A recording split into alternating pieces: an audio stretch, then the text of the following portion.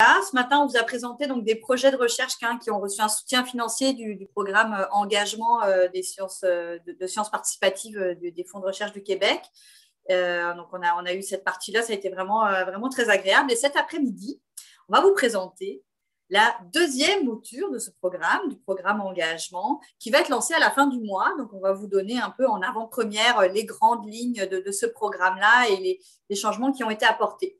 Alors, sans plus tarder, je vais donner la parole à Margot Gourdal, qui est responsable de programme au FRQNT et qui aura la lourde et belle tâche de gérer ce programme-là pour la prochaine année. Margot, c'est à toi. Merci. Donc, je commence par partager mon écran. Ça fonctionnait bien ce matin, fait que j'ai confiance. Oui, moi aussi. Est-ce que c'est bon? C'est parfait. Génial. Et que merci Julie pour cette introduction. Donc, je suis responsable de programme au Fonds de recherche du Québec et c'est moi qui ai le plaisir de vous présenter aujourd'hui la deuxième édition du programme engagement, qui est le programme de sciences participatives des fonds de recherche du Québec. Donc, voilà. Je vais faire un retour rapide pour commencer sur la première édition du programme qui est sortie en 2019 à l'automne. Puisque c'est un programme participatif donc, qui a été présenté pour la deuxième fois. Vous avez vu des projets ce matin qui ont été financés pour la première édition. Donc, en 2019, l'IFRQ avait développé ce programme-là avec pour objectif de soutenir la production de nouvelles connaissances scientifiques avec la participation active des citoyens et citoyennes, de promouvoir une recherche innovante au Québec par l'émergence de nouvelles pratiques de recherche et de contribuer à la littératie scientifique au Québec et à l'intérêt pour les sciences dans la société québécoise. À l'issue de ce premier cycle, 6 projets ont été financés. Et je repasse brièvement ici sur, si vous regardez le schéma de déroulement de la première édition du programme en 2019, vous voyez que les projets pouvaient être initiés à la fois par des chercheurs ou par des citoyens. Dans un premier temps, c'est au moment de la lettre d'intention en octobre ici. Donc, chercheurs comme citoyens pouvaient déposer une idée et une lettre d'intention. Puis, dans un deuxième temps, il fallait faire des équipes de 2 à 4 personnes, incluant minimalement un citoyen, une citoyenne et un chercheur, une chercheuse. Et c'est ces équipes-là qui ont été financées en bout de ligne. Donc, les porteurs principaux de ces projets-là pouvaient être soit des chercheurs, chercheuses, soit des citoyens et citoyennes. Et pour la première édition du programme engagement, en fait, tous les projets qui ont été financés avaient un porteur principal qui était chercheurs et chercheuses et personnes qui étaient de statut citoyen-citoyenne. Donc, on s'est demandé comment rendre encore plus accessible ce programme de sciences participatives aux citoyens et aux citoyennes. On a eu aussi des réflexions on a poursuivi une réflexion sur le rapport coût-bénéfice de l'implication citoyenne et puis la valorisation de l'engagement des chercheurs et chercheuses et de leur temps investi dans ces programmes de recherche participative. De ces réflexions-là est née la deuxième édition du programme avec pour objectif de donner encore plus de place aux citoyennes et citoyens et de leur octroyer plus de temps aussi pour se familiariser avec la méthode scientifique, puisque là, entre le mois d'octobre, vous déposiez une lettre d'intention et le mois de février, il fallait être prêt à participer pleinement à un projet de recherche en tant que citoyen et en tant que chercheur-chercheuse. Donc ici, je vous présente le schéma de ce qui va sortir ici, le programme engagement qui sera lancé à la fin du mois de mai 2021. Donc, la présentation d'aujourd'hui, ça va exposer les principales spécificités du programme et plus précisément, on va voir la phase de démarrage puisque vous voyez là que la ligne de temps s'étend jusqu'en 2024. Nous, on va se concentrer sur la case jaune puisque c'est les règles de ce programme-là qui ont été à la fois montrées au comité aviseur des bureaux de la recherche et puis adoptées par les 3 conseils d'administration des fonds de recherche du Québec. Donc, les objectifs de cette deuxième édition du programme lancé en 2021, c'est d'impliquer activement les citoyens et les citoyennes dans une démarche scientifique autour d'une question qui les intéresse, de soutenir le développement de nouvelles pratiques de sciences participatives au Québec et puis de promouvoir une culture de démocratisation des connaissances scientifiques au sein de la société québécoise. Vous noterez que dans cette deuxième édition du programme, on ne parle pas encore de recherche ni de création de connaissances pour ce qui est de la phase de démarrage dont je vous parle aujourd'hui. La nouvelle édition du programme engagement, elle est considérée comme un programme de culture scientifique dans sa phase de démarrage plutôt que comme un programme de recherche, ce qui est une différence notable avec la première édition du programme. Donc, dans le cadre du programme engagement, je vais parler beaucoup de citoyens, citoyennes, donc je vais aller rapidement sur cette définition. C'est quelqu'un qui est majeur, qui va détenir un statut de citoyen, citoyenne canadien ou de résident, résidente permanente, ce qui n'était pas le cas dans mes souvenirs pour la première édition du programme. Cette personne réside au Québec. Elle n'a pas participé, pas collaboré à des projets de recherche auparavant et n'a pas de diplôme de doctorat. Elle n'est pas inscrite à un programme d'études de premier, deuxième ou troisième cycle. Et bien sûr, ce n'est pas quelqu'un qui correspond à un statut de chercheur clinicien, chercheur d'université, chercheur de collège ou chercheuse. Donc ça, c'est ce qu'on entend dans le cadre du programme engagement par un citoyen. Donc on vise ici des gens avec des profils variés de tous horizons, de toutes les régions du Québec, qui n'ont pas d'expérience avec le milieu de la recherche pour qu'il y ait un haut potentiel d'apprentissage de la méthodologie scientifique. C'est des citoyens qui sont curieux et qui ont envie d'explorer une question qui va les intéresser. On va revenir là-dessus. Et donc c'est ça, c'est très ouvert. Les personnes à la retraite, etc., tout ça, toutes ces personnes-là sont bienvenues à déposer, à participer à ce programme. Donc, comment on fait en tant que citoyen pour participer au programme engagement? On manifeste son intérêt en posant une question, en présentant une question. C'est ce que vous voyez ici en jaune, la première phase, la première étape dans la phase de démarrage, c'est de déposer une question. Donc, dans le cadre du programme engagement, le citoyen ou la citoyenne, c'est aussi la personne qui va déposer cette question. C'est uniquement les citoyens et les citoyennes qui vont initier pour cette phase-là du programme de déposer une question jusqu'au 8 juillet.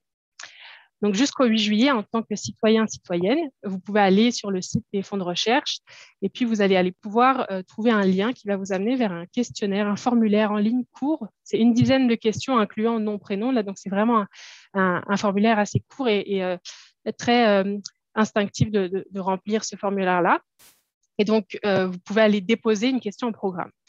On va aussi avoir une page web spécifique pour l'appel aux citoyens et aux citoyennes avec des informations qui sont nécessaires seulement pour les citoyens et les citoyennes, qui n'est pas besoin tout de suite en partant d'aller lire l'intégralité des règles de programme s'ils veulent poser une question. Pour ce qui est des règles de programme en elles-mêmes, c'est des règles qu'on a quand même beaucoup allégées par rapport à ce qu'on a l'habitude de présenter au Fonds de recherche du Québec. Et élément important aussi, on est hors règles générales communes pour ceux à qui ça parle, pour ces règles de programme-là. Donc, une personne, citoyenne ou citoyen, ne peut déposer qu'une seule question dans ce cadre de ce concours. Et puis, les questions qui sont posées peuvent toucher à des thématiques portant sur les fonds nature et technologie, santé, société, culture, les deux, les trois. Un des trois, tout est ouvert. Donc, pour publier les questions, les FRQ vont publier ces questions sur une plateforme de consultation qui est assez facile à naviguer pour la communauté de recherche, donc une page dédiée sur le site web des FRQ dans laquelle les questions vont être classées et ordonnancées par secteur de recherche. Donc, si vous êtes chercheur, chercheuse, vous pouvez aller voir s'il y a des questions qui sont posées par des citoyens, citoyennes dans votre domaine de recherche. Et puis, les FRQ vont aussi ouvrir un service de soutien aux citoyens qui va être indépendant de celui de la gestion administrative du programme que moi je représente. Donc, les citoyens vont pouvoir aller voir une personne pour tout doute, toute question, pour voir s'ils ont bien compris ce qu'on demandait quand on pose les questions et la personne va pouvoir vous donner plus d'informations. L'objectif du programme, c'est d'expérimenter la démarche scientifique. Et donc, dans cette optique, on conseille aux citoyens et aux citoyennes de poser des questions auxquelles on ne peut pas répondre en faisant une recherche dans un moteur de recherche et qui aurait la réponse directement qui serait affichée à l'issue de cette recherche-là. Donc ensuite, une fois que vous avez posé la question en tant que citoyen, citoyenne, les questions vont être affichées sur le site des FRQ, ordonnancées par secteur de recherche. Et après ça, les chercheurs et chercheuses vont rentrer dans la danse pour pouvoir échanger avec les citoyens et les citoyennes et former un duo. Donc, former un duo, je vais vous décrire tout à l'heure la composition de ce duo-là dans une minute. Mais comment on fait pour former un duo? Eh bien, les chercheurs et les chercheuses peuvent entrer directement en contact avec les citoyens et les citoyennes qui auraient déposé une question sur le site des FRQ qui les interpellerait. Les citoyennes et les citoyens peuvent aussi partager le lien vers leurs questions à un chercheur ou une chercheuse dont ils auraient vu que les domaines de recherche coïncident avec leur domaine de la question.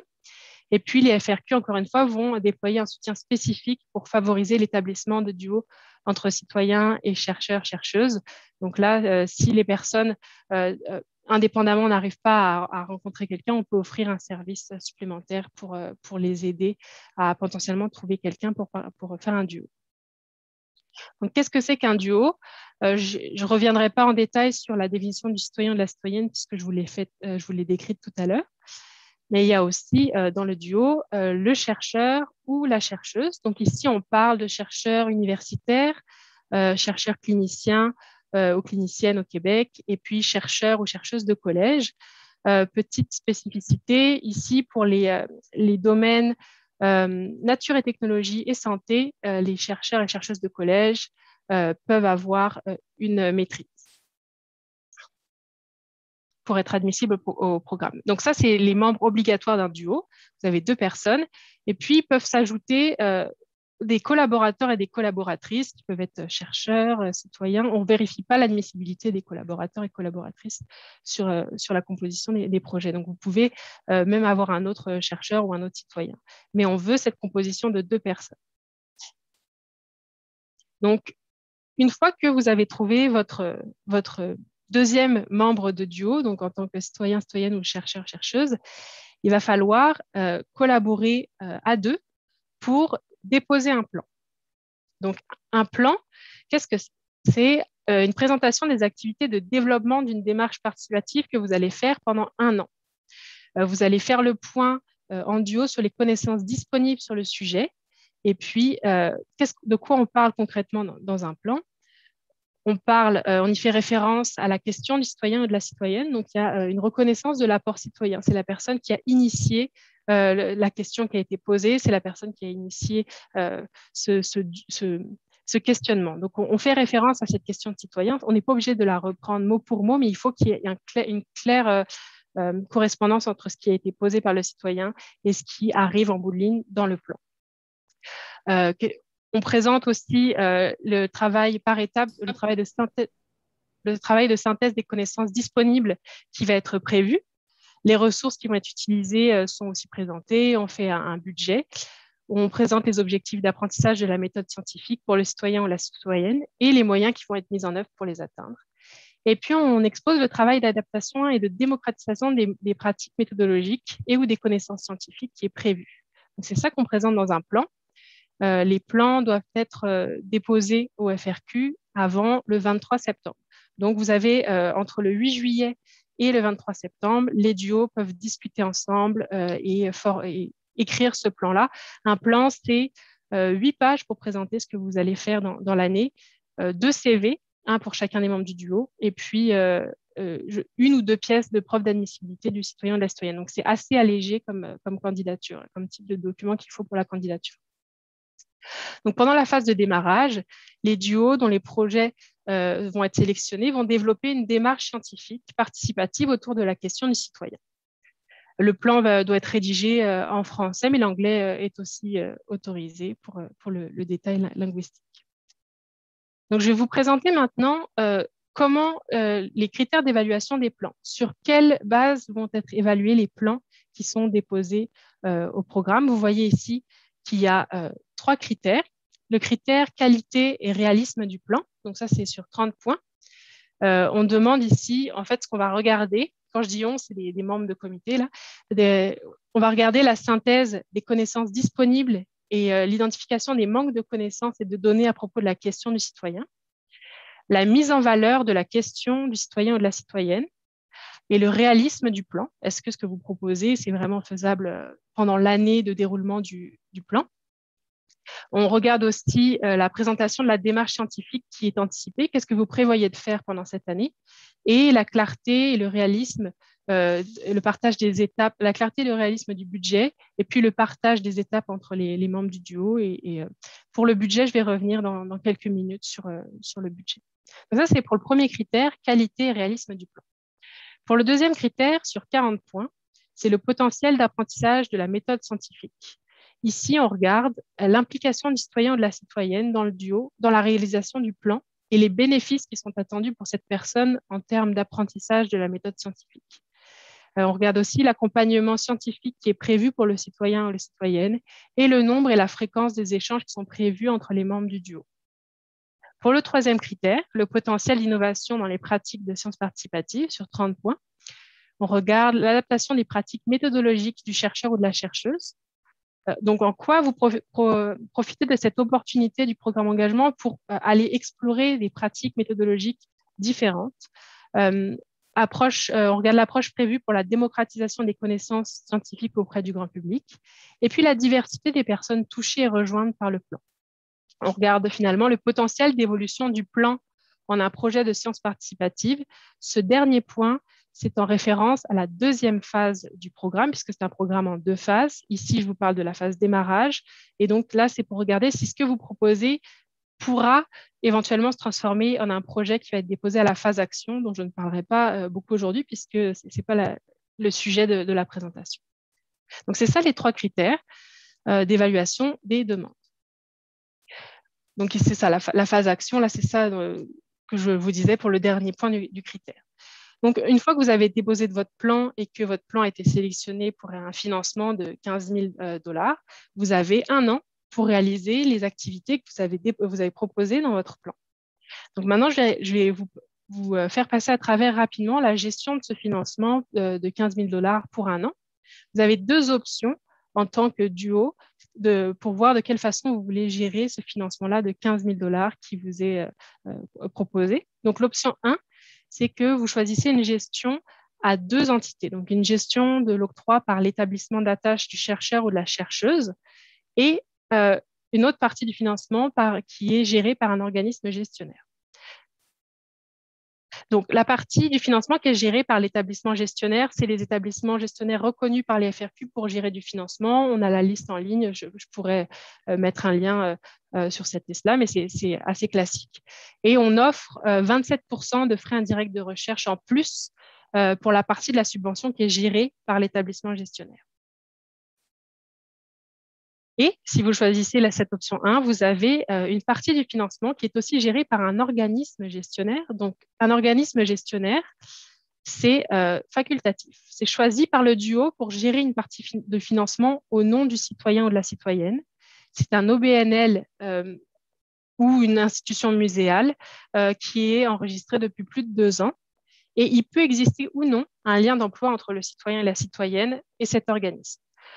Si vous choisissez un organisme gestionnaire, il va falloir simplement expliquer dans votre plan pourquoi vous choisissez cet organisme pour gérer une partie du financement, puis vous allez pouvoir l'expliquer à ce moment-là. Donc, pour la partie gérée par un organisme gestionnaire, il y aura jusqu'à 15% du montant géré par l'organisme gestionnaire qui pourrait être utilisé pour couvrir des frais de gestion.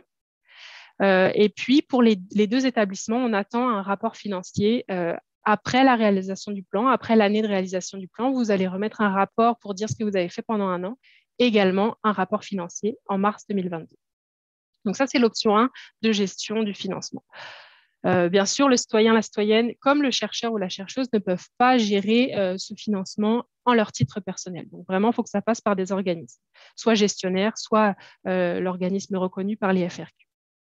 L'option 2, vous pouvez choisir d'y aller avec une gestion du financement qui est gérée, donc les 15 000 $ sont gérés par un établissement gestionnaire reconnu par les FRQ. Vous avez 27% de frais indirects de recherche en plus, et puis vous avez un rapport financier qui est attendu en mars 2020. Donc ici, on retire l'organisme gestionnaire en plus qu'on avait à l'option 1. J'arrive bientôt à la fin, je vais vous faire passer sur les dépenses admissibles dans le cadre du programme, puisque rapidement, mais voici ce qu'on vous proposerait. Donc, des frais liés aux honoraires du membre citoyen du duo, ce qui est quelque chose qui ne pouvait pas être proposé pour la version 1 du programme et qui peut être proposé pour cette version-là.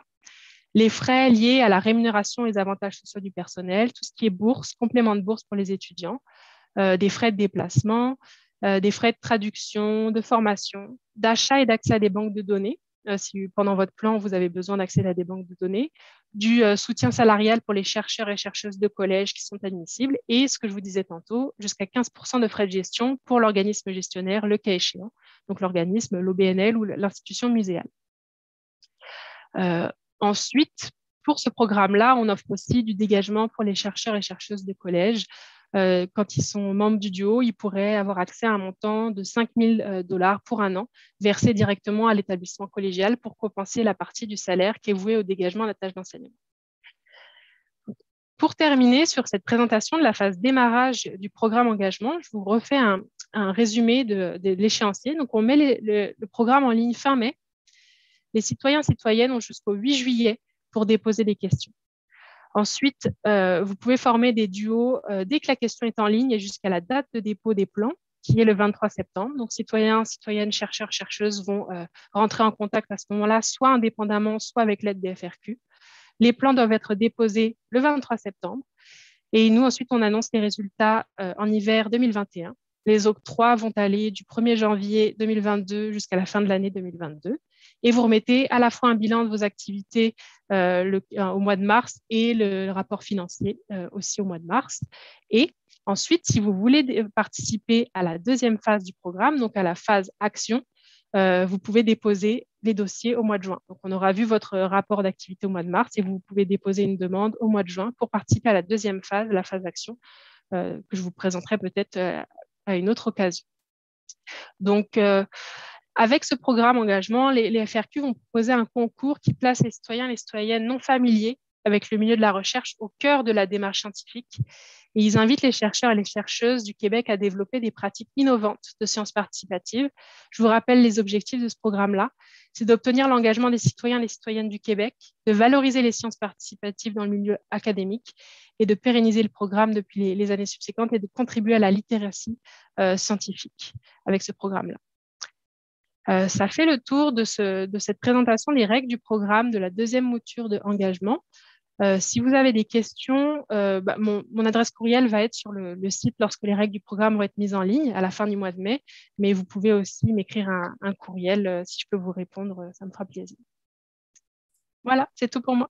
Merci beaucoup, Margot. Merci beaucoup.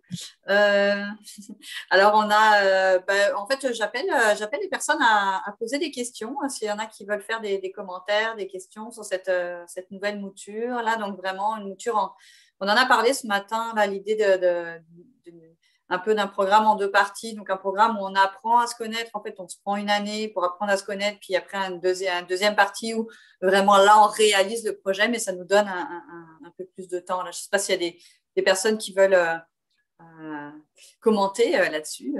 Je vois que Peter allait… Ah oui, vas-y. Oui, quand vous parliez de gestionnaire là, pour ça, est-ce que ça peut être un organisme communautaire qui soutient un citoyen? Oui, ça peut être un OBNL. Ça faut que ce soit enregistré depuis au moins 2 ans. Enregistré, c'est écrit en détail là, dans les règles, mais oui, ça peut être un OBNL. Ah, c'est bon à savoir, merci beaucoup. Puis, une deuxième question, c'est que moi, je suis déjà engagé avec Jeannie Houle dans une recherche. Est-ce que ça m'exclut de poser une question? C'est une excellente question et en fait, il faut que j'aille voir dans mes règles de programme engagement version 1 si on parle de est-ce que la subvention est renouvelable ou non. Je vais vous trouver une réponse. En fait, ça serait une nouvelle recherche si je posais une question. Si c'est une nouvelle question, à ce moment-là, il n'y a pas de limite de participation. C'est bon à savoir, merci. Bon, c'est bon ça, hein, c'est bon. Pensez à votre question. Madame Grandisson. Moi, en fait, j'ai 2 aspects. En fait, je suis surprise là, que M. Belland puisse soumettre parce que j'avais compris dans la présentation que seulement ceux qui avaient jamais collaboré à des recherches pouvaient soumettre une question. Puis dans un sens, je trouvais ça dommage parce qu'il y en a qui sont initiés puis qui peuvent vouloir poursuivre puis aller plus loin dans cette littératie scientifique-là. En fait, je me demandais si ces règles-là étaient fixes. En fait, les règles sont fixes. On va regarder à l'admissibilité des citoyens et des citoyennes, vraiment s'il y a eu un engagement dans un programme de recherche. Donc, si vous avez déjà participé, c'est vrai que j'ai répondu peut-être un petit peu vite. Si vous avez déjà participé à un programme de recherche, vous êtes déjà familiarisé avec le programme de recherche, vous connaissez déjà, vous étiez déjà co-chercheur sur un projet, fait qu'à ce moment-là, si vous étiez co-chercheur, dans ce cas-là, c'est peut-être un petit peu plus compliqué de justifier que vous n'étiez pas participant et collaborateur dans un projet de recherche. Effectivement. Vous aviez une deuxième question aussi. Oui, en fait, je voulais avoir une idée parce que vous parlez là, de la première phase du projet qui se fait sur 1 an et les rapports et tout ça. Puis après ça, de déposer pour la phase d'action. Mais est-ce que vous avez une idée du nombre de projets ou du pourcentage de projets qui vont faire la première phase puis qui vont pouvoir faire l'action? Parce que sais, moi, quand je m'engage avec des citoyens, ben, tu sais, c'est parce qu'on veut faire des changements. Fait que c'est sûr que d'être dans, ça va peut-être moins motiver les gens à s'impliquer si il y a un gros néant pour savoir est-ce qu'on va être en mesure finalement de passer à la phase d'action ensemble. Fait que je me demandais si vous pouviez nous donner un aperçu finalement. Est-ce que c'est 50% des projets qui vont passer à la phase suivante, 75 ou peu importe? Par rapport aux enveloppes budgétaires, je sais de mémoire que c'est plus que 50%. Mais les chiffres exacts, là, ça va dépendre de l'enveloppe budgétaire qui va être engagée en fait pour la deuxième mouture la deuxième phase en fait. C'est que l'enveloppe n'est pas encore décidée, fait que je ne peux pas répondre à cette question, mais c'est plus que 50%.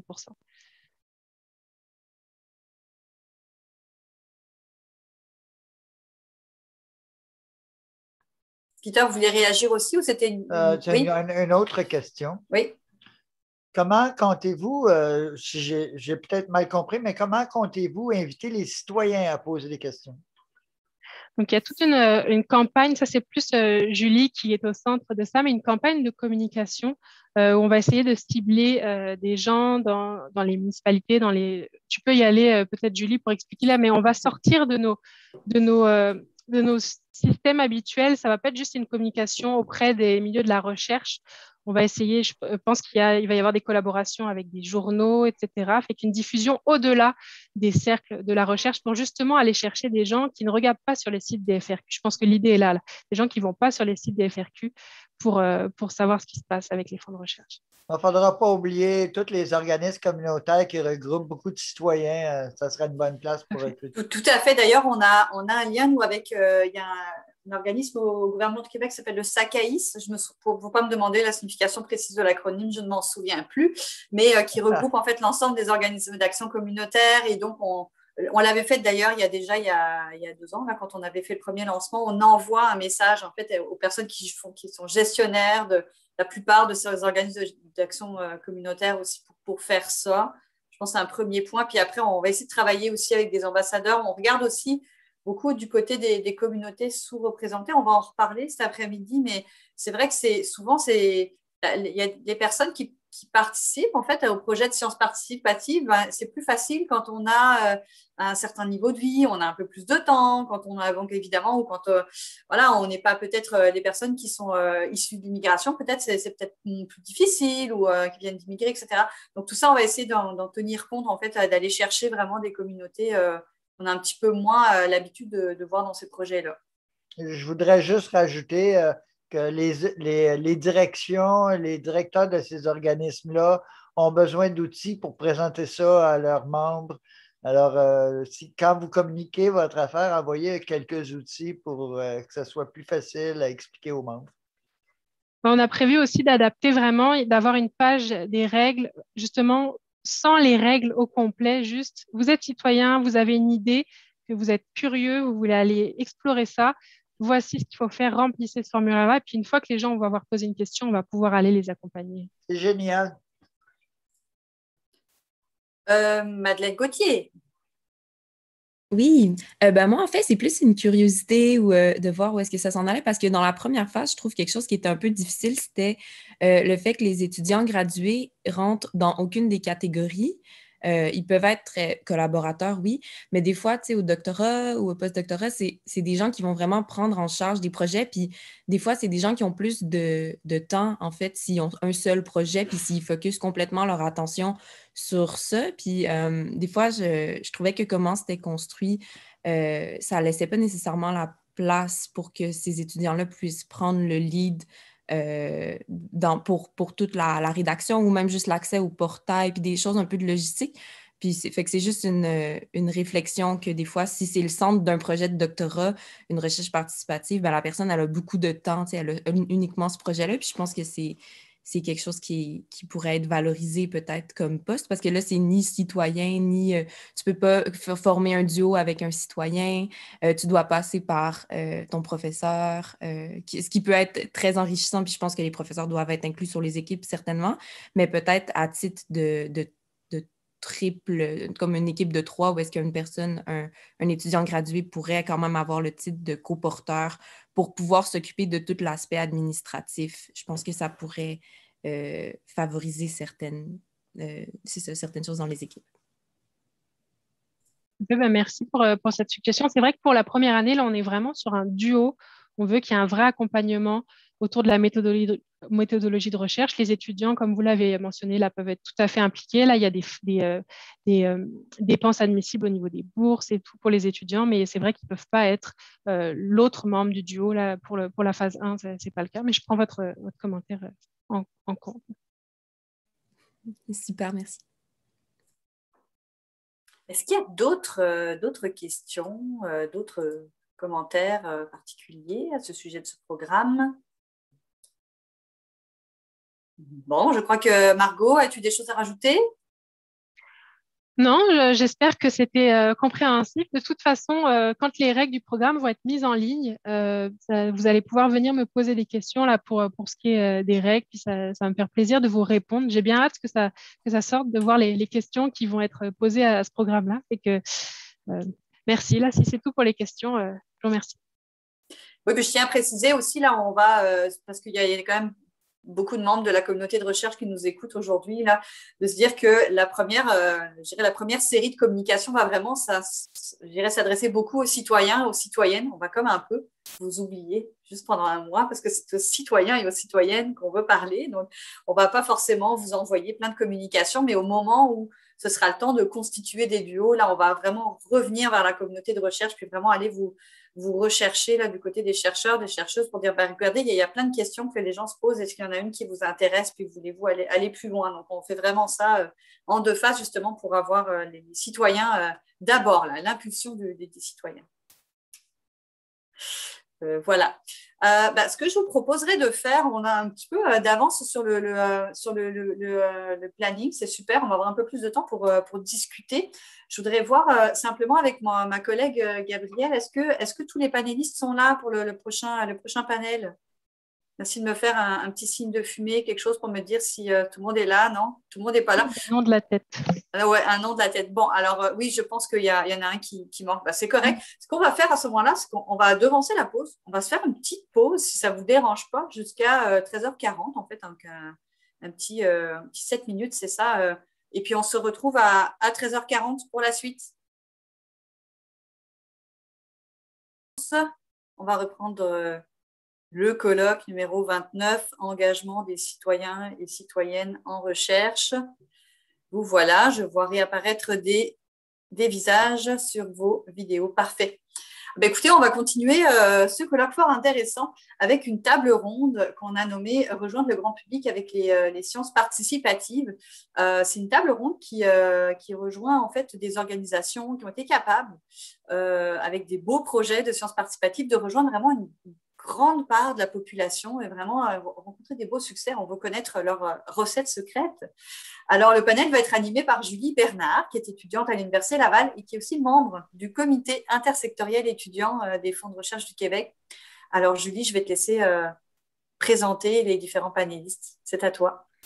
Bonjour, merci d'être là aujourd'hui. Il y en a que je vois qui sont avec nous depuis ce matin. C'est vraiment le fun, c'est intéressant. Donc, moi, je vais être la modératrice. Malheureusement ou heureusement, ça dépend dans quel camp on est. Je n'ai pas fait partie des heureux élus qui ont porté des projets en sciences participatives à grand déploiement. Mais aujourd'hui, notre panel se divise en deux sections. Donc, on a Maxime Larrivée de l'Insectarium et Laurent Gilbert de Water Rangers qui vont nous parler de leur projet. Et puis, on a aussi Bibiana qui est du Réseau interuniversitaire québécois pour l'équité, la diversité et l'inclusion, l'EDI, puis qui est aussi à l'Institut Équité, Diversité, Inclusion, Intersectionnalité, qui s'appelle en fait avec l'acronyme EDI2 ou EPROM corrigé si jamais c'est EDI au carré. Donc, on va parler un peu des projets, beaucoup des projets à sciences participatives à grand déploiement, puis aussi de l'EDI. Donc, pour commencer, pour bien mettre la table, je vous proposerai de commencer par une brève présentation de Bibiana qui va nous parler de l'EDI, nous donner des définitions, nous mettre un peu en bouche, puis après, on va embarquer dans le vif du sujet puis dans les projets. Donc, si ça vous va, je passerai la parole à Bibiana. Bonjour à toutes et à tous, en espérant que vous allez bien. Merci beaucoup à FRQ pour l'invitation à participer sur ce panel. Évidemment, lorsqu'on s'est rencontrés antérieurement avec les autres collègues, c'est sûr qu'on n'était pas très certains de notre rôle, surtout du mien, vu que je ne suis pas une spécialiste nécessairement en sciences participatives, mais je pense qu'on a trouvé un point de ralliement. Donc, moi, en fait, c'est ça, comme Julie l'a pu le mentionner, je peux mettre un peu en contexte sur c'est quoi l'EDI, pourquoi c'est important d'en parler, selon, bien évidemment, ma compréhension, pourquoi c'est important de l'intégrer lorsqu'on fait des recherches participatives. Puis quand on parle d'EDI, c'est sûr que moi, j'aime bien commencer avec les concepts de base. Peut-être qu'il y a certaines personnes qui sont beaucoup plus avancées à ce sujet-là, mais il faut toujours tenir en compte qu'il y a des personnes qui ne savent pas exactement c'est quoi de l'EDI. C'est sûr qu'on va passer à travers. Donc, EDI, équité, diversité et inclusion, peut-être qu'on a tendance à penser que c'est nouveau, on en parle tout le temps, mais il serait prétentieux de dire que l'équité, la diversité et l'inclusion a été créée il y a 2-3 ans. Il ne faut pas oublier qu'il y a beaucoup de chercheurs, de chercheuses, de regroupements qui ont travaillé sur des questions d'enjeux sociaux, de discrimination, et bien qu'on n'appelait pas ça EDI, c'est des choses qui ont été travaillées depuis longtemps. EDI, surtout dans le cadre du milieu universitaire, c'est sûr que c'est devenu plus, je dirais, à la mode ou plus utilisé suite à des chamboulements dans les universités, des demandes des organismes subventionnaires, et on en parle un peu plus. Puis même, on voit que cette conceptualisation de l'EDI, elle va au-delà du milieu universitaire. On voit de plus en plus qu'à l'extérieur, autant des organismes publics que privés vont employer cette terminologie EDI. Parfois, vous allez voir DEI, Diversity, Equity, Inclusion, il y en a qui l'utilisent, mais bon, ça veut dire sensiblement la même chose. Donc, lorsqu'on parle d'EDI, j'aime bien commencer avec le terme de diversité, parce que c'est quand même ça qui nous vient en tête, la diversité. Et quand on parle de diversité, c'est vraiment, vraiment très large. Ce n'est pas uniquement relié à la diversité ethnoculturelle, ça peut être lié, par exemple, aussi aux questions de genre, ça peut être lié au statut socio-économique, aux croyances religieuses, au handicap, au fait d'être une personne autochtone ou allochtone. C'est vraiment la diversité très large. Et on peut même parler de diversité au niveau des expertises. Donc, autant au niveau de la recherche, il y a un vaste bassin d'expertise, puis aussi au niveau de la communauté, au niveau des groupes citoyens ou des regroupements comme des OBNL, il y a aussi des expertises qui sont très variées qu'il faut valoriser. On parle aussi beaucoup de la notion d'intersectionnalité, bien qu'on la tient, on ne parle pas d'intersectionnalité dans EDI, mais elle est tenue en compte. Donc, l'intersectionnalité, très simplement, parce que l'idée ici, ce n'est pas aller dans les détails de c'est quoi l'intersectionnalité, c'est vraiment le croisement d'identité d'une personne. Donc, par exemple, le fait d'être une femme noire. Et l'idée derrière le concept d'intersectionnalité, plusieurs chercheurs et chercheuses ont abordé ce concept. Bien évidemment, Kimberly Crenshaw a peut-être fait l'utilisation en premier de ce nouveau terme, mais ça ne veut pas dire qu'il n'avait pas été tenu en compte avant. Et dans cette conceptualisation de l'intersectionnalité, c'était en fait de ressortir que, bon, il y avait les questions de genre, donc le fait d'être femme, il y avait des enjeux de marginalisation, mais aussi si on comparait, par exemple, les enjeux que pouvaient vivre des femmes noires et des femmes blanches, elles sont bien différentes. Donc, c'est juste pour vous donner très simplement, c'est quoi la notion d'intersectionnalité?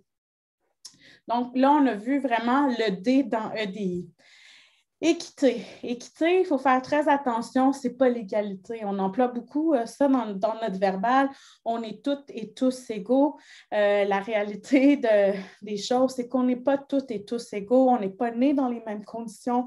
On n'est pas peut-être nés dans les mêmes pays, dans les mêmes quartiers, dans les mêmes stades socio-économiques, ce qui fait en sorte qu'on ne part pas tous et toutes du même pied d'égalité lorsqu'on est. Donc, il y a vraiment des des écarts. Donc, quand on parle d'équité, c'est vraiment de corriger ces désavantages historiques en différents groupes.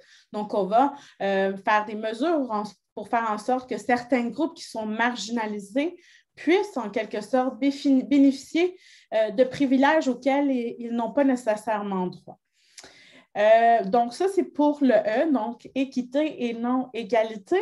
Et ici, inclusion, à mon avis, c'est le terme le plus important et surtout le terme le plus important, je pense, de qu'est-ce qu'on va aborder aujourd'hui. Donc, quand on parle d'inclusion, c'est vraiment d'assurer un environnement qui est respectueux de la diversité, où ce que chaque membre de la communauté peut y participer, peut donner des idées, peut avoir un droit de parole.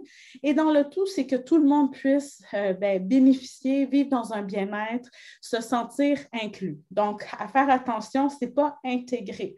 Intégrer, c'est, on le dit souvent, j'ai intégré une personne dans mon équipe, dans mon projet, mais ça ne veut pas dire que celle-ci est bien incluse dans un groupe. Donc, on veut vraiment tendre sur l'inclusion.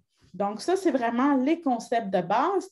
Puis, comme je vous ai dit tantôt, dans nos sociétés, il existe différents groupes qui sont sous-représentés. On peut parler de groupes marginalisés, de groupes minoritaires qui peuvent autant aller dans le fait d'être femme ou le fait d'avoir un handicap. Ça va au-delà aussi des notions légales, parce qu'on a des groupes désignés selon la loi, autant québécoise et fédérale, mais c'est vraiment de saisir que la marginalisation, la précarité de certaines personnes, elle est présente. Donc, c'est pour ça que c'est important de faire très attention aux types de discrimination qui peuvent exister dans notre société. Donc, on a beaucoup entendu parler dans les derniers mois avec les différents événements qui sont arrivés. Donc, on a vu cet engouement aussi pour l'EDI, les questions de racisme, d'anti-oppression avec la mort de George Floyd. Puis on l'a vu il y a déjà 2 semaines avec le verdict qui est ressorti de ce cas-là, qui a démontré un cas extrême de discrimination qui était aussi, en fait, qui découle aussi de biais qu'une personne peut avoir envers un groupe ou une personne en particulier. Donc, les formes de discrimination peuvent s'opérer à différents niveaux. On peut parler de racisme, d'homophobie, de transphobie, d'agisme. On parle de plus en plus aussi des notions d'apparence physique, donc la grossophobie. Donc, c'est des choses à quand même à tenir en compte, mais aussi de comprendre que la discrimination peut être systémique. Elle peut découler des politiques, des pratiques, des comportements qui font en sorte que les structures sociales, administratives de l'organisation font en sorte qu'elle peut être désavantageuse pour certaines personnes dans la société. Donc, c'est important de vraiment avoir ça en tête. Puis, je vous dirais, dans le cadre de cet atelier-là, peut-être c'est de se questionner dans ces processus de sciences participatives et pour en avoir un peu discuté avec les collègues, d'un point de vue extérieur, j'aurais à dire, c'est de faire attention à cette homogénéité de personnes qui participent à ces projets-là et de voir comment on peut aller chercher d'autres personnes issues de d'autres communautés, comment les impliquer, comment faire qu'elles se sentent interpellées, qu'elles se sentent incluses, comment elles peuvent avoir accès à ces magnifiques projets-là que vous allez avoir, que nos collègues pourront entendre. C'est des projets qui sont super intéressants, mais c'est à voir comment on peut aller chercher cette diversité. Et cette diversité, elle est autant bénéfique pour les personnes qui ne se sentent pas interpellées, mais aussi dans le cadre de ces projets. On dit que la diversité mène à une meilleure résolution de problèmes, mène à une meilleure innovation. C'est là qu'il faut en utiliser. Il faut voir ça comme un bienfait pour toutes et tous, où ce que tout le monde, ce n'est pas juste un groupe dominant qui va avoir le privilège de participer dans ces projets-là, mais vraiment dans cette optique d'inclusion sociale et ultimement de justice sociale. Donc, je dirais que si ça vous va, puis vous me direz, Julie, si ça vous convient comme introduction en EDI. Oui, tout à fait. Puis, de toute manière, si vous avez des questions, là, on essaie le plus possible de se garder une petite période à la fin pour les questions. Puis oui, moi et Julie avons sûrement les noms les plus originaux du panel. Ce matin, en plus, il y avait une autre Julie, en tout cas. Bref, j'aurais tendance à laisser Laura parler de ses projets, de ses participants, surtout qu'on a déjà un petit peu entendu parler ce matin de l'organisme Water Rangers. Parfait, merci. Donc, je me présente. Mon nom est Laura, je suis la coordonnatrice de recherche communautaire pour Water Rangers. Je suis en charge de différents projets de recherche, des applications pour des subventions et la réalisation des différents projets subventionnés. Donc, certains d'entre vous ont peut-être entendu parler de Water Rangers ce matin. Je ne sais pas ce qui a été dit. J'espère que je ne vais pas trop me répéter. Donc, Water Rangers est un organisme à but non lucratif basé surtout dans l'Est de l'Ontario. On a été fondé par Kat Kavanagh, qui est maintenant notre directrice exécutive, après qu'elle ait remporté la compétition Aquahacking en 2015. Elle a été inspirée par son père à créer Water Rangers. Donc, son père habitait sur les rives du lac McGlashan, qui est à Val-des-Monts, donc au Québec, proche d'Ottawa. Et puis, il faisait partie d'une association de lacs. Et en faisant partie de cette association, il allait tous les étés prélever des échantillons d'eau dans le lac. Ensuite, il l'envoyait dans un laboratoire. Le laboratoire prenait environ une semaine pour donner les résultats à l'association du lac, qui, à la fin de l'été, publiait un rapport qui était distribué à tous les membres. Il y avait quelques problèmes avec ce processus. Premièrement, le père à Kat n'avait pas les résultats jusqu'à la fin de l'année. Deuxièmement, comme ça venait d'un laboratoire, c'était souvent très compliqué à comprendre ce que voulaient dire tous les résultats. Et aussi, c'était difficile de pouvoir partager les résultats avec les gens qui ne faisaient pas partie de l'association du lac et de pouvoir leur en parler de façon facile. Donc, tout ça, ça l'a inspiré Kat à créer Water Rangers, qui, au début, était simplement une plateforme et une application pour que les gens puissent partager des données et les expliquer. Donc, une association de lacs comme celle du lac McGlashan pouvait télécharger des informations et les expliquer aux gens de manière facile pour pouvoir les partager facilement. Mais après un petit bout, beaucoup de gens commençaient à lui demander « C'est bien tout ça, je suis contente de pouvoir avoir accès aux données, mais moi, je veux tester l'eau. Moi, j'habite près d'un lac. Je voudrais savoir, est-ce que l'eau est en santé? Mais je ne sais pas quel outil utiliser. Je ne sais pas qu'est-ce qui est bon. Je ne sais pas vraiment qu'est-ce que ça veut dire, même si je teste et j'envoie un échantillon au laboratoire. » Donc, Water Rangers a développé des test kits. J'en ai un, je ne vous en parle pas trop, je vais juste vous montrer. Des test kits comme ça qui sont super faciles à utiliser, sont abordables et qui donnent des résultats tout de suite sur le terrain. Et puis, on voulait vraiment abaisser les barrières qu'il y avait pour que tout le monde puisse s'impliquer dans la protection de l'eau. Ça veut dire, quand je parle de barrières, je veux dire ici les connaissances des sciences et aussi l'accès à l'équipement. Donc, une des façons qu'on fait ça, c'est qu'on explique tout en niveau de lecture de 5e année ou moins. Donc, tout est vraiment bien expliqué partout. On fait des vidéos, on fait beaucoup de webinaires aussi pour pouvoir tout expliquer à tout le monde. L'équipement est abordable et on a aussi beaucoup de programmes de subvention pour pouvoir donner des test kits. Et en temps normal, on a un programme de prêt. Bon, il a fallu qu'on l'arrête depuis l'année passée à cause de la COVID, mais on espère pouvoir le recommencer l'année prochaine. Donc, présentement, on a plus de 2750 utilisateurs sur la plateforme. On a un peu plus de 150 groupes, 4000 emplacements qui sont testés et 32 000 observations. Donc, avec qui on travaille? On travaille beaucoup avec des associations de lacs, comme j'ai mentionné, des offices de conservation et aussi plus généralement, juste des gens qui habitent près des lacs et des cours d'eau et qui veulent les protéger, souvent des gens à la retraite et ça inclut aussi beaucoup de scientifiques retraités. Ces gens testent surtout en Ontario.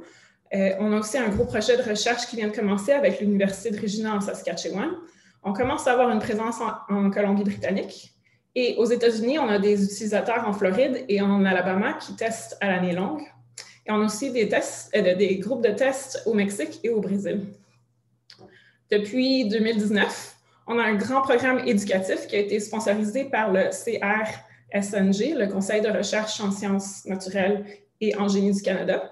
Et on a beaucoup de test kits à donner aux éducateurs et on développe aussi beaucoup de ressources pédagogiques. En termes d'équité, diversité et inclusion, il y a des choses qu'on sait qu'on fait bien, puis d'autres qu'on sait qu'on doit améliorer. Comme je suis sûre qu'on le sait, les Premières Nations au Canada font face à des problèmes incroyables d'accès à de l'eau potable, des manques de fonds fédéraux pour l'éducation, et elles sont aussi touchées de manière disproportionnée par la pollution. Je crois que je n'apprends rien de nouveau à personne quand je dis qu'elles font face à de la discrimination et du racisme systémique. C'est pour ça qu'en tant qu'organisation, on a décidé de prioriser le plus possible de leur donner accès à nos test kits. Par exemple, avec le projet d'éducation dont j'ai mentionné, on a un mandat de donner 25 % de nos test kits aux Premières Nations et aux communautés sous-représentées. Donc, l'année dernière, ça veut dire que des 2600 jeunes qui ont utilisé nos test kits, il y en a eu près de 1800 qui étaient de Premières Nations. Et dans le passé, on a aussi appliqué à des subventions pour pouvoir leur offrir des test kits. Juste pour vous donner un petit peu une idée de nos partenaires autochtones, on travaille avec la nation Toltienne, proche du lac Dease en Colombie-Britannique, avec le conseil Mohawk-Taquasasne, la nation Mi'kmaq au Québec et au Nouveau-Brunswick, avec l'organisation à but non lucratif Alter Eden en Ontario, qui rejoint beaucoup de communautés du Nord et qui offre des programmes éducatifs qui parlent surtout de l'importance des pollinisateurs. J'ai pratiqué ça avant la présentation, j'avais la difficulté. Et on travaille aussi avec l'organisation caritative Water First, qui rejoint beaucoup de nations à travers le Canada et qui est le leader dans le monde des organisations caritatives au Canada, qui travaillent avec les communautés autochtones pour résoudre leurs problèmes liés à l'eau. De manière plus générale, on vient tout juste de finir de traduire toutes nos ressources en français. Elles n'étaient pas toutes disponibles en français avant cette année. Donc ça inclut notre site, notre application, nos test kits, nos vidéos de formation et encore plus. Et on offre aussi des ateliers de formation en français. Et nos test kits sont disponibles en espagnol et en portugais. Comme j'ai mentionné, on a des groupes qui testent au Mexique et au Brésil avec. On n'est pas parfait. Certaines choses restent à améliorer, surtout dans notre travail avec les Premières Nations. Par exemple, tout le langage qu'on utilise est très basé sur la science et vision du monde occidental, ce qui est très différent de leur vision du monde. Donc, ils trouvent souvent que les outils physiques sont utiles, mais pas autant toutes nos ressources écrites. Donc, ils vont utiliser leurs propres ressources éducatives avec notre équipement, ce qui est très correct pour nous. Mais c'est juste quelque chose qu'on aimerait pouvoir leur donner et les supporter, mais malheureusement, on ne peut pas en ce moment. Aussi, nos partenaires autochtones n'aiment pas toujours partager leurs données sur notre plateforme de données ouvertes. Donc, ils doivent trouver un autre moyen de sauvegarder leurs données. Et malheureusement, une des conditions de certaines de nos subventions est que ceux qui reçoivent les test kits doivent partager leurs données en ligne, ce qui veut dire que des fois, ils ne peuvent pas participer. C'est pour ça qu'on essaie de trouver des subventions qui prennent ça en considération le plus possible pour pouvoir vraiment les aider. On est une petite équipe et on voudrait vraiment adapter notre plateforme pour leur donner l'option de garder leurs données privées. Mais malheureusement, pour l'instant, on n'a pas les moyens de le faire, mais c'est un projet pour lequel on garde toujours un œil ouvert pour des subventions. Si jamais quelqu'un connaît une subvention, j'apprécierais que vous me laissiez savoir. Donc, juste pour conclure vite, on a encore du travail à faire. On a une petite équipe qui est très dévouée à nos partenaires. Et bien qu'on se concentre sur l'inclusion des peuples autochtones pour l'instant, on sait qu'il y a d'autres travail à faire, mais on veut s'assurer de faire une chose à la fois et de bien le faire. Donc, pour l'instant, c'est ça notre priorité. Et je vais vous inviter à visiter notre site Internet, waterrangers.ca, pour en apprendre plus sur nous. Et n'hésitez pas à nous écrire. On est toujours content de parler avec vous, de faire des connexions puis d'entendre sur quoi vous travaillez. Merci.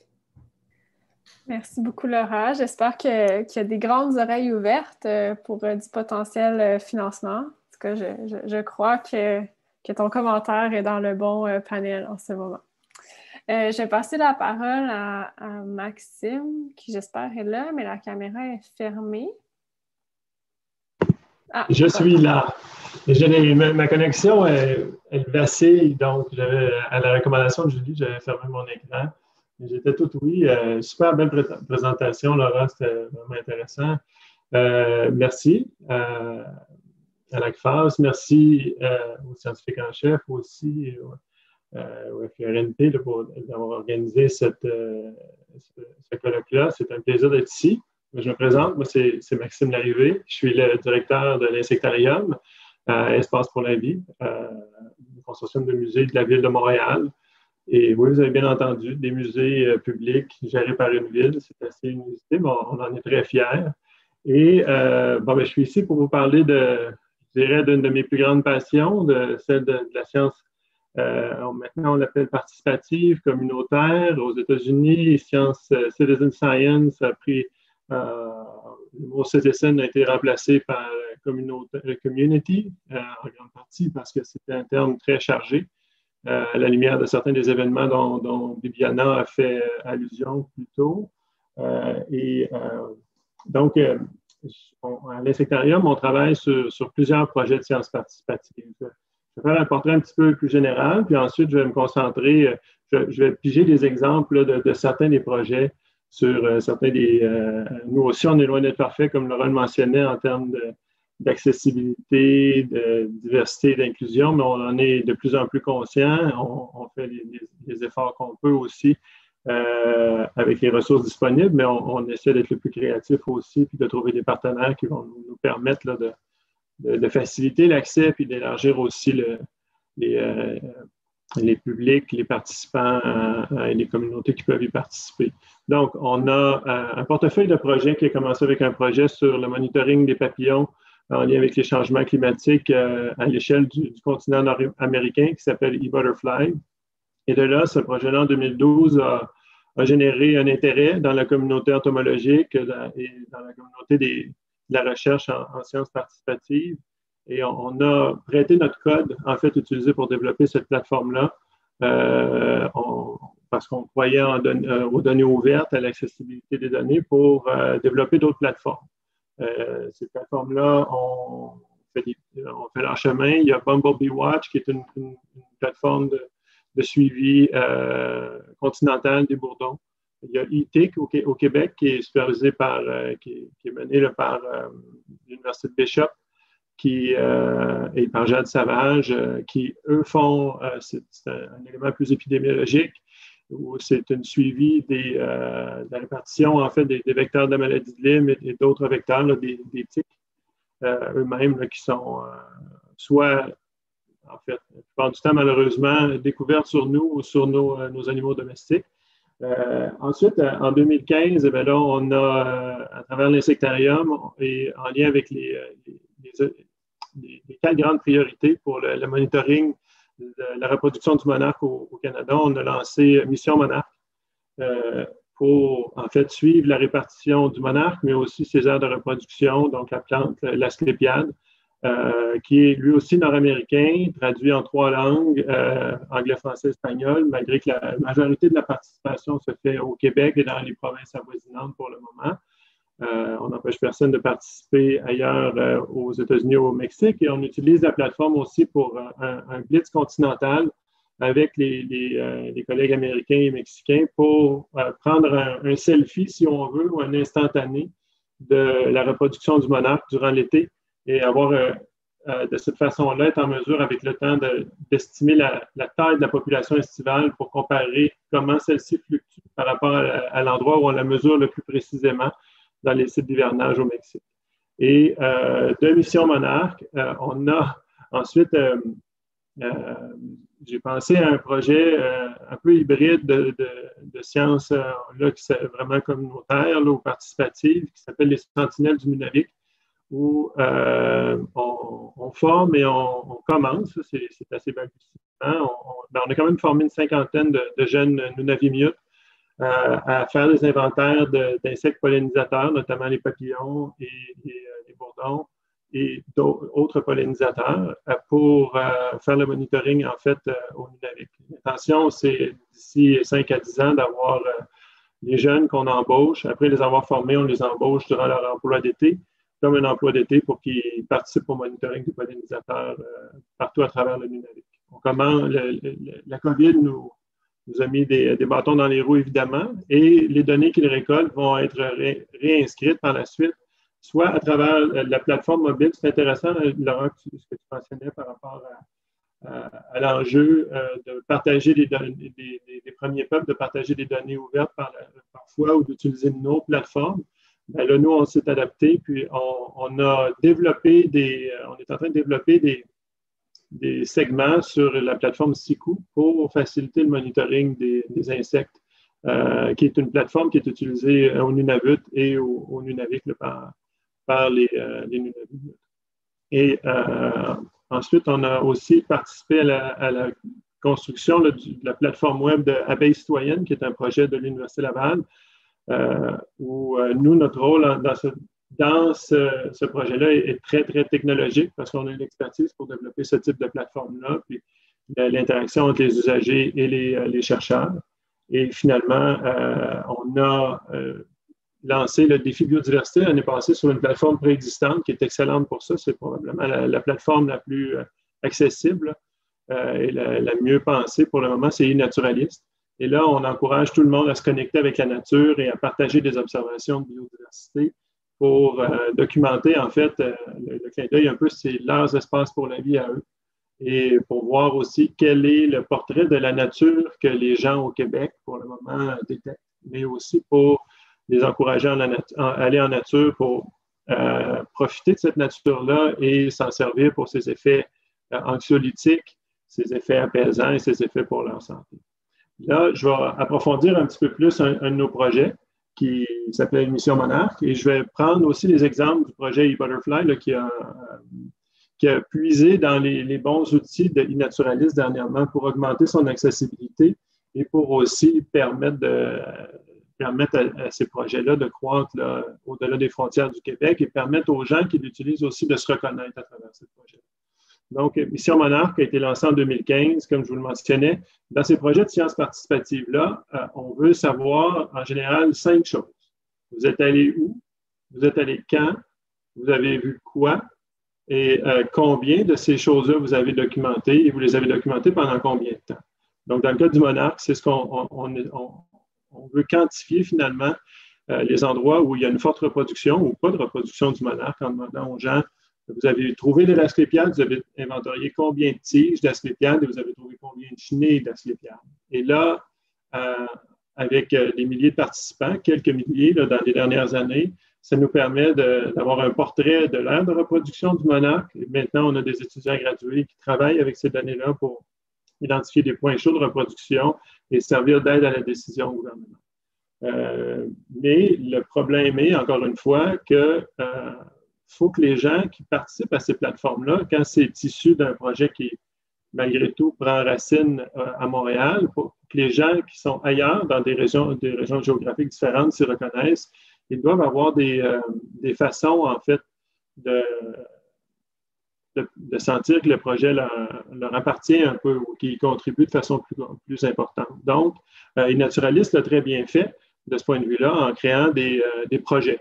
Donc, en permettant aux gens sur la plateforme de créer des projets qui vont donner une identité plus locale, finalement, à certaines initiatives. Et on va lancer ça bientôt sur eButterfly et l'an prochain sur Mission Monarque aussi, pour permettre aux gens de la Saskatchewan, aux gens d'ailleurs en Amérique du Nord, de créer leur propre Mission Monarque avec leur propre nom au projet, mais où les données vont être récoltées dans une banque de données centralisée. Évidemment, pour que ça fonctionne, ces choses-là, faut que les plateformes soient accessibles en différentes langues. On l'offre, comme je le mentionnais, en 3 langues pour l'instant. Je soulignais l'effort de Laura tantôt avec des kits qui sont maintenant disponibles en portugais, en espagnol. Je crois que c'est essentiel. C'est la première étape. Par la suite, après, il faut... Avec Mission Monarque ou avec d'autres projets comme eButterfly ou Abeilles citoyennes, par exemple, il va falloir développer des collaborations avec des communautés puis être peut-être un petit peu plus proactif pour aller en dehors de ce qui serait ou ce qui est présentement notre profil d'utilisateur typique.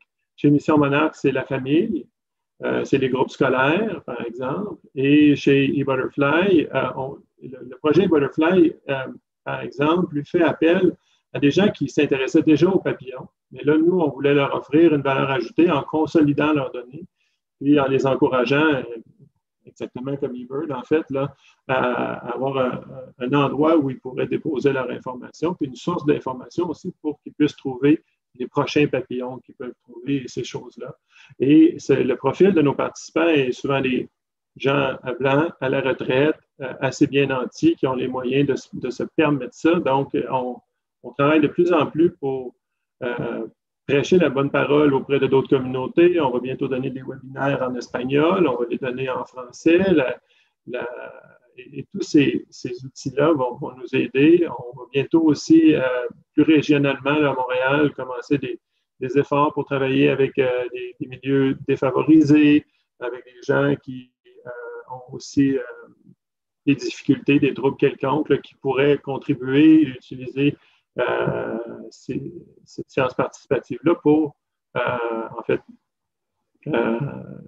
être plus impliqué au niveau sociétal. Puis finalement, la dernière chose, en fait, là, je ne vais pas prendre plus de temps, c'est qu'on permet maintenant, du moins sur la plateforme eButterfly, comme sur eNaturalist, comme on peut le faire sur le défi biodiversité, aux gens de participer à l'identification, donc au contrôle de qualité des données qui sont soumises. Donc, on a un deuxième niveau d'implication, on a une démocratisation un petit peu plus grande de l'effort citoyen.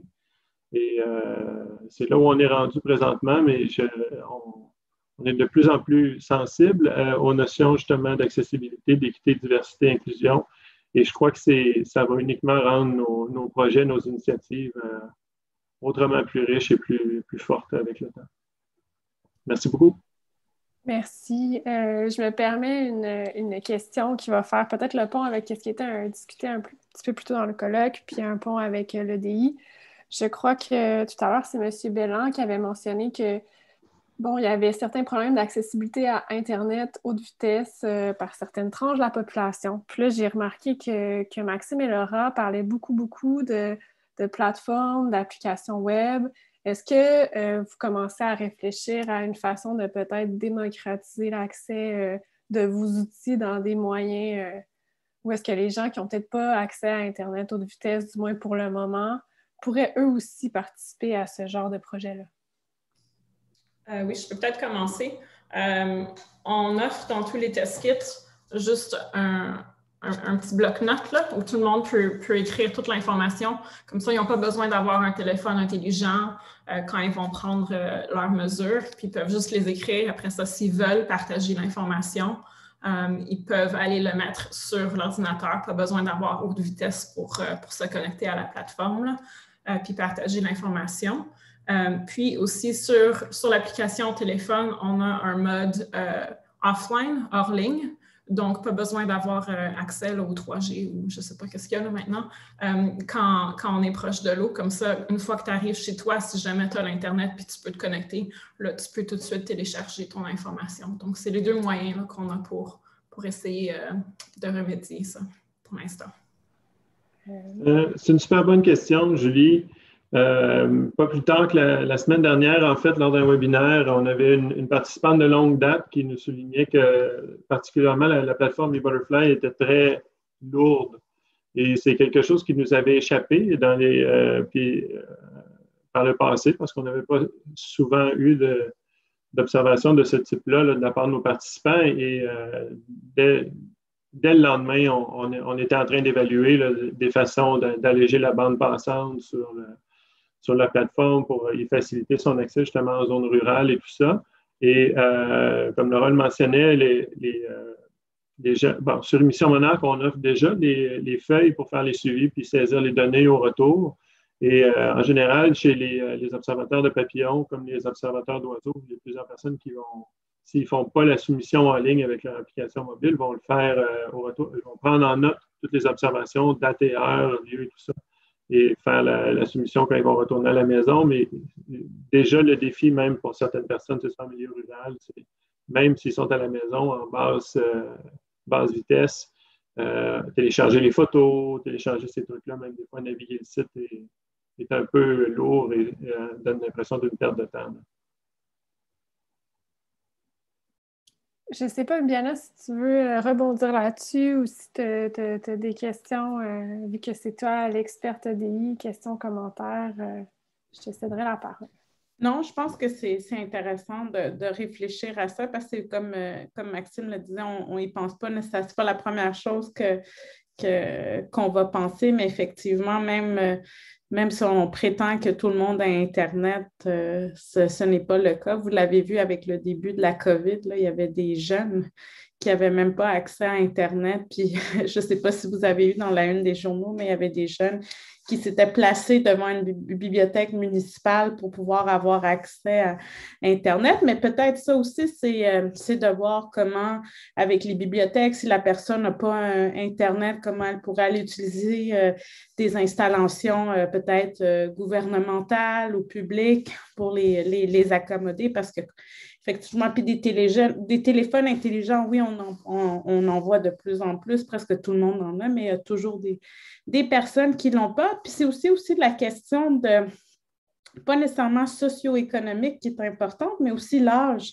Tu sais, à certains niveaux d'âge, comme c'était mentionné, je pense que c'est Maxime qui disait ou Laura que c'est des projets où des fois il y a des retraités, des personnes de plus en plus. Je ne suis pas en train de dire que les personnes retraitées ne sont pas capables d'utiliser Internet, mais des fois, c'est des enjeux. Fait que c'est comment on peut de réfléchir, comment les impliquer à ce niveau-là. Mais juste pour revenir un peu à vos présentations, je trouvais quand même très intéressant la perspective dans laquelle vous présentiez vos projets parce que souvent, pour bien faire puis pour vendre les projets, les organismes ou les personnes vont souvent dire le meilleur de leur projet et n'ont pas l'humilité de dire, bien, écoutez, on est peut-être avancé, mais on a encore beaucoup de choses à travailler. Fait que déjà là, je trouve que c'est intéressant de prendre cette perspective-là. Oui, nos projets, c'est intéressant, mais comment, à fur et à mesure, on peut s'améliorer en tant qu'organisme pour aller chercher d'autres populations, voir certains aspects, consulter aussi, parce que là, dans le cadre de cette situation avec la bande passante pour la plateforme de eButterfly, ben, s'il n'y aurait peut-être pas eu le webinaire, ben, peut-être vous ne l'aurez pas su. Fait que peut-être aussi de voir comment vous pouvez consulter la population, c'est quoi leurs enjeux, c'est quoi les choses positives, parce que la réalité, par exemple, d'une personne qui est à la retraite n'est peut-être pas la réalité d'un jeune ou une jeune qui voudrait s'intéresser à ça, puis qui est dans un quartier différent, qui habite dans un milieu urbain. Donc, c'est toujours des choses à réfléchir. Et comment c'est ça, le mot, c'est accessibilité. Comment on peut rendre ça accessible pour toutes et tous et que ça l'intéresse tout le monde? Des questions qui me viennent en tête, pas encore. Je pourrais rajouter quelque chose à ce que vous avez mentionné, Bibiana. Je constate dans les 10 dernières années, particulièrement pour les projets sur lesquels on a travaillé, qu'il y a eu une évolution quand même importante dans notre philosophie, dans notre approche, qui, moi, je dois l'avouer, là, initialement, c'était comment, on ne se posait même pas la question, c'était comment on fait pour avoir le plus de participants possible, le plus de données possible, au plus d'endroits possible pour faire avancer la science, pour faire avancer nos connaissances sur les changements climatiques, pour faire avancer les outils d'aide à la décision qu'on va pouvoir mettre sur pied. Et maintenant, je dirais, c'est certain que dans les 18 derniers mois, ça a évolué beaucoup, mais puis on prend beaucoup de plaisir finalement à mettre sur pied, puis à avancer, puis à cheminer dans une approche qui va nous permettre d'aller, on l'espère, de plus en plus développer une sensibilité auprès de nos participants actuels, mais les participants qui seraient intéressés, puis à qui on devrait être en mesure, justement, dans d'autres strates de la société, de rendre ça plus facile avec lesquels ils pourraient participer, puis d'enrichir vraiment l'expérience sur nos plateformes. En fait, moi, j'aurais une question parce que, puis Laura aussi, tu l'as mentionné au début, avec les populations les populations autochtones, premier peuple inuit. Comment ça s'est passé? Tu sais, vous dites, bon, on leur a donné, par exemple, dans le cas de Laurent, on leur a donné le kit pour pouvoir, mais eux autres, ils ne voulaient pas rentrer les données, tout ça. Donc, comment vous vous adaptez ou comment est-ce que vous êtes prêts ou prêtes à changer le fonctionnement de votre programme en fonction de certaines réalités, de certains groupes, dont les populations autochtones? Je peux peut-être y aller. Je sais que pour nous, comme on sait, là, du côté, dans le monde de l'eau, c'est vraiment des gens qui ont besoin comme, de notre aide, puis on veut vraiment travailler avec eux puis les aider. Donc, c'est de leur fournir ce qu'on peut, puis dans d'autres endroits, d'essayer d'adapter le plus possible ce qu'on peut leur donner. Donc, je sais que des fois, on change le langage qu'on utilise. Quand on fait des présentations, on leur demande « Est-ce que tu veux qu'on intègre certaines notions avant qu'on fasse la présentation ?» Ou des fois, on fait des webinaires, puis on fait comme juste un petit 15-20 minutes, puis on leur laisse faire une introduction qui est plus reliée à ce qu'eux, ils veulent enseigner. Donc, nous, on fait juste à la place de notre standard de 1 heure, on va faire un 15-20 minutes pour s'ajouter, puis vraiment juste donner, c'est comme ça qu'on utilise le test kit, vous pouvez l'utiliser comme vous voulez, puis les laisser là, complémenter cette information-là. On n'est pas vendeur de nos test kits. On ne va pas essayer d'aller trouver des partenariats partout. On essaie de juste avoir les outils, puis si quelqu'un en a besoin, c'est eux qui vont nous contacter. Donc, souvent, on va leur demander qu'est-ce qu'ils ont besoin, combien d'équipements ils ont besoin, qu'est-ce qu'ils veulent. Puis, on va essayer de pouvoir les aider là, de cette façon-là, de notre côté. Mais comme j'ai dit, un élément qu'on a vraiment besoin là, de faire pour eux, c'est d'avoir l'option d'avoir l'information privée sur la plateforme. Puis ça, on sait qu'on doit travailler là-dessus.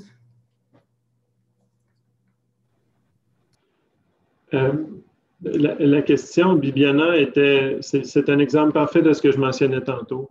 Une des premières raisons pour lesquelles on désirait aller et collaborer avec les gens du Nunavik et du Grand Nord, c'était que c'était par besoin scientifique initialement parce qu'on avait une absence de données totale.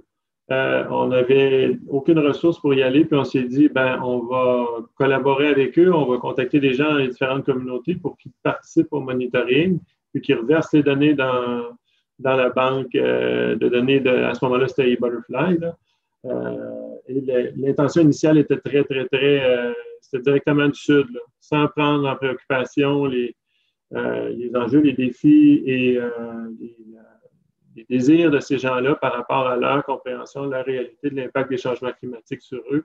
Mais c'est en allant travailler, collaborer avec eux à partir de 2015, plutôt grâce à Élise Rio-Picard du gouvernement régional du Kativik, que là, la compréhension du milieu et tout ça, et leur réalité, leurs besoins, a vraiment fait en sorte qu'on a mis sur pied un programme qui serait beaucoup plus au diapason avec leurs besoins, puis que finalement, les données vont finir par aboutir dans les Butterfly, mais on va le faire à leur façon, puis selon leur intérêt aussi. C'est ça, mais je trouve ça super intéressant. Je pense que qu'est-ce que vous énoncez, parce que moi, pour avoir été dernièrement beaucoup en discussion avec certains regroupements autochtones puis tout ça, actuellement, ils subissent une frustration énorme de chercheurs, de chercheuses qui viennent les voir et disent, écoutez, on a bâti ce projet-là sans les avoir consultés. Ils ont bâti sans penser qu'est-ce que ces populations aimeraient. On a ce projet-là, on a eu du financement par les organismes subventionnaires, donc on aimerait ça le faire, puis notre financement finit dans 2 ans, fait qu'il faut que ça soit comme ça. Et c'est une grande frustration parce que, tout d'abord, on ne les a jamais consultés pour bâtir le projet. Deuxièmement, ils se sentent utilisés parce qu'ils ne savent même pas pourquoi ils vont bénéficier. Puis c'est aussi, ça a besoin c'est maintenant ou jamais. Si ça ne marche pas, c'est toujours de mettre ça sur la faute des organismes subventionnaires. Eux autres, ils nous ont donné le financement pour, je ne sais pas, 2 ans. Fait que je trouve que c'est des beaux exemples à mettre en valeur, d'avoir réfléchi, puis... c'est ça, c'est des choses à tenir en compte parce que là, maintenant, tout le monde veut faire de la recherche avec les populations autochtones, mais parce qu'il y en a qui disent qu'il y a de l'argent, il y a de l'intérêt, mais c'est à faire très, très attention. Moi, j'ai encore plusieurs questions. Je sens que sur les gens Bibiana a aussi d'autres questions, mais je veux aussi laisser le temps aux gens qui sont ici d'en poser quelques-unes, vu qu'il nous reste à peu près 15 minutes d'ici la fin du panel. Donc, s'il y en a qui ont des questions, sinon, je vais poser la mienne. Mais j'aimerais mieux entendre la vôtre. Vous pouvez, je rajoute, vous pouvez lever la petite main, lever la main en tout temps là, pour ceux ou celles qui veulent intervenir. Mais en attendant, on va écouter les questions de Julie. Très bien aussi. Ouais, j'avais une question. Depuis tout à l'heure, j'entends beaucoup Maxime dire que certaines choses sont super le fun de la part de Laura et vice-versa. Puis je me demandais s'il y avait justement des collaborations. Je sais que ce matin, M. Yves Brun et Emily Sprouse ont parlé qu'il y avait eu comme une entente de collecte de données avec Water Rangers. Donc, je me demandais s'il y avait aussi ce genre d'entente-là pour diversifier un peu les gens que vous allez chercher ensemble, ou les façons, ou les bons coups, ou même les mauvais coups à la limite.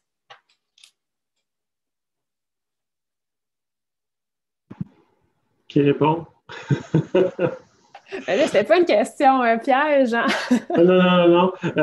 Pour l'instant, non, mais c'est une super bonne question parce que ça fait penser à quelque chose qui pourrait être très intéressant parce que le partage, c'est sûr qu'il y a des clauses là, auxquelles on est régi pour le partage d'informations des participants et tout ça, mais il y aurait des possibilités de pollinisation croisée, là, pour faire un mauvais jeu de mots entomologique, entre les initiatives de sciences participatives, parce que les intérêts pour la science participative souvent vont être assez diversifiés quand même. Mais ça nous permettrait peut-être de ratisser un petit peu plus large. Mais il reste que c'est à l'intérieur de nos deux communautés quand même à ce moment-là. Mais c'est un bon point. Ouais, je vais peut-être juste ajouter, je pense que Maxime, lui, son travail, c'est beaucoup plus d'acquérir des données. Water Rangers, c'est sûr que pour nous, c'est important d'avoir une base de données, mais on travaille beaucoup plus sur juste donner de l'équipement aux gens. Je ne sais pas comment on dit en français, mais to give them agency, leur faire sentir comme s'ils ont le pouvoir de faire quelque chose puis de faire changer les choses. C'est surtout sur ça qu'on travaille. Donc, on a beaucoup de petits partenaires et de grands partenaires aussi dans les universités puis aussi communautaires, là, un peu partout où on travaille. Mais comme je dis, on les laisse qu'ils viennent nous voir un peu plus que nous, on va les voir. Donc, ça change un petit peu avec qui on travaille d'année en année, dépendamment de qui a l'intérêt et qui a besoin de qu'est-ce qu'on peut leur offrir, dans le fond. J'ai une intervention de Mme Anouk-Simard. J'aurais juste rajouté peut-être une petite chose.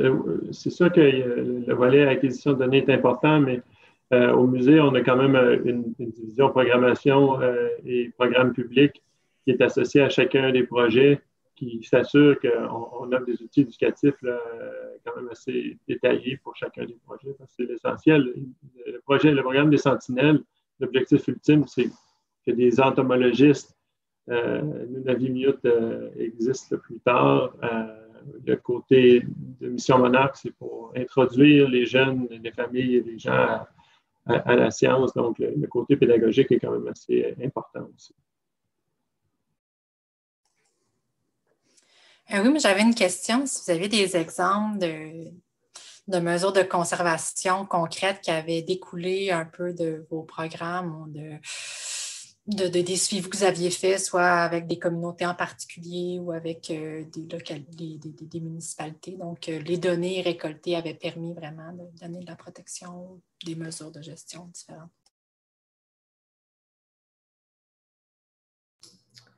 Je n'ai pas d'exemple concret. Je ne sais pas si Maxime en a, mais juste pour dire, toute l'information qu'on a s'en va dans d'autres centres de données qui sont plus grands, où il y a plus d'informations. Si jamais il y a des décisions à prendre concernant l'eau, c'est plus ces centres de données qui vont être consultés comme DataStream au Canada et GLOS, qui est le Great Lakes Observing System aux États-Unis. Mais de mon côté, je n'ai pas d'exemple concret. Je ne sais pas si Maxime a quelque chose. Il n'y a pas de lac, par exemple, ou de communautés qui prennent des données qui ont vu, par exemple, une dégradation de leur lac ou de leur cours d'eau qui ont fait changer des pratiques qui existaient par rapport à ça? Il y en a peut-être, mais je ne suis pas au courant parce que comme des fois, c'est juste un endroit où les données sont partagées. S'il y en a, je ne suis pas au courant des différentes choses qu'ils ont pu faire avec l'information collectée. Hello, Anouk. Ça va bien? Maxime. Oui. J'ai quelques exemples. On a beaucoup de choses qui sont en train de sortir en termes d'aide à la décision. Chez Mission Monarque, les données de Mission Monarque, entre autres, là, il y a quelques articles scientifiques qui ont été publiés. On a une étudiante à la maîtrise qui va bientôt publier ces 2 chapitres où elle va identifier des points chauds dans la production là, dans l'Est du Canada pour le monarque, ainsi, ce qui va vraiment aider le gouvernement fédéral par la suite à mettre en place des approches au niveau de l'amélioration de certains habitats de reproduction et tout ça, puis de cibler les efforts où ils vont être faits. Pour les sentinelles du Nunavik, en fait, on est encore dans la mise sur pied des connaissances de base pour ensuite pouvoir évaluer la vitesse à laquelle les changements s'opèrent au Nunavik. Et dans les connaissances de base, on a évidemment répertorié quelques espèces qui étaient encore inconnues pour le Québec, mais qui étaient connues d'ailleurs pour la science. Puis on travaille présentement, là, on a confirmé du moins une nouvelle sous-espèce ou une nouvelle espèce de papillon pour la science. À Kuujjuaq, qui est une publication qu'on va faire bientôt. Puis on travaille là, avec le conservateur des papillons de la collection nationale, Chris Schmidt, pour la publication d'un livre des papillons du Nunavik qui devrait sortir d'ici 12 mois. Donc, il va établir les connaissances pour l'ensemble des papillons au Nunavik, qui va être l'outil pour eux de référence, où là, 100% des papillons qui vont consulter dans le guide vont être présents au Nunavik ou près du Nunavik. Alors que quand ils utilisent un livre du Québec, mais 90% des papillons dans le livre ne sont pas présents au Nunavik. Donc, il y a cet accès-là à l'information qui va être plus riche. Et c'est ça, au niveau taxonomique, au niveau des connaissances, on est vraiment là, c'est la pointe de l'iceberg. On travaille sur 3-4 autres espèces nouvelles pour la science qu'on va décrire dans les années à venir. Donc, tout dépendant du projet, l'information et la contribution pour la conservation est vraiment... Elle s'amorce, mais ça va faire boule de neige très bientôt, là, parce que ça prend un cumul d'informations initialement pour participer à l'aide à la décision, puis on a atteint ça maintenant. Merci. Je ne sais pas si je peux me permettre, parce que j'ouvre une porte. Je ne sais pas si Marie-Hélène Haché est là ou disponible pour répondre, mais je sais qu'aussi à Québec Oiseau, de temps en temps, leur base de données est aussi consultée en fait, par les gouvernements aussi ou par des grandes organisations pour savoir est-ce qu'on peut s'installer à tel endroit, est-ce qu'on peut faire tel projet à tel endroit, qu'est-ce qu'il y a comme oiseau. Donc ça peut être aussi utile de cette façon-là, mais je ne veux pas aller plus loin. Si elle est disponible, elle pourra parler, mais je ne sais pas si elle est devant son écran. Par ailleurs, on va l'entendre tout à l'heure, elle va présenter plus précisément qu'est-ce que va faire Québec Oiseau. Sinon, moi, j'ai une autre question en attendant dans la thématique pollinisation croisée. On va garder le terme qui me semble tout à fait approprié. Tout à l'heure, je parlais un peu plus de partage entre certains regroupements, mais là, ce matin, j'avais cru comprendre que Water Rangers avait, entre autres, participé à un projet sur les bactéries, qui était, entre autres, un enjeu de santé publique pour la résistance aux antibiotiques. Puis, tout à l'heure, Maxime a parlé justement de l'accès à la nature, puis comment, avec le confinement, on voit de plus en plus d'études sur les bienfaits de l'accès à la nature. Donc, est-ce que vous avez aussi des partenariats croisés avec d'autres disciplines qui pourraient aussi bénéficier de vos données ou de vos collectes de données? Oui. Donc, j'ai commencé à travailler avec Water Rangers grâce à une bourse de MyTax. Je suis en train de finir mon doctorat à McGill. Et puis, mon projet de recherche, c'était pour savoir si, quand les gens sortaient et ils allaient tester l'eau, on leur avait demandé de le faire toutes les semaines s'ils se sentaient plus connectés à la nature et s'ils étaient prêts à faire d'autres actions pour protéger leur environnement et les cours d'eau, autres que juste tester l'eau. Si, dans le fond, ça servait de catalyste pour faire d'autres activités. C'est pas publié encore, mais je peux vous dire la bonne nouvelle que oui.